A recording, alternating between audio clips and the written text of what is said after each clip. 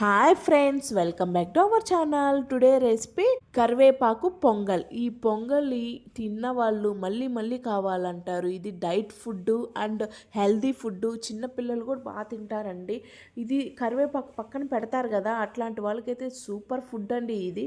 ఒకసారి మీరు ట్రై చేసి చూడండి. దీని ప్రాసెస్ చూద్దాం. ఇప్పుడు ఒక కప్పు రైస్కి హాఫ్ కప్పు పెసరపప్పు తీసుకొని ఒక 10 మినిట్స్ నానబెట్టుకున్నామని. నానబెట్టుకున్నాక ఒక కుక్కర్ తీసుకున్నాం.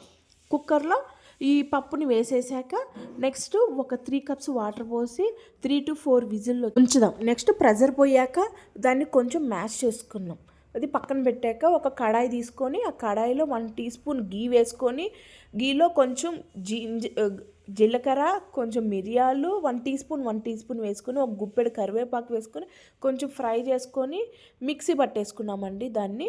నెక్స్ట్ మళ్ళీ అదే కడాయిలో 1 టీ స్పూన్ గీ, 1 టీ స్పూన్ ఆయిల్ వేసుకొని దాంట్లో కొంచెం జింజర్ అండ్ గార్లిక్ వేసుకొని, ఒక పచ్చిమిర్చి వేసుకొని, కొంచెం కరివేపాకు వేసుకొని, 1 టీ స్పూన్ కాజు వేసుకొని కొంచెం ఫ్రై చేసుకున్నాం.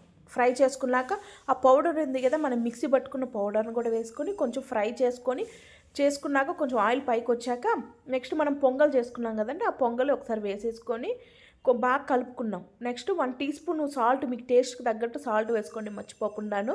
సాల్ట్ వేసుకొని నెక్స్ట్ హాఫ్ కప్పు వాటర్ పోసుకొని బాగా మిక్స్ చేసుకున్నామండి. మిక్స్ చేసుకుని కొంచెం గీ వేసుకొని బాగా మిక్స్ చేసుకున్నాక ఒక ప్లేట్ తీసుకొని ప్లేట్లో కొంచెం పొంగల్ వేసుకొని కొబ్బరి చట్నీ వేసుకొని తింటే ఉంటుంది చూడండి, అమృతమే అమృతం అండి.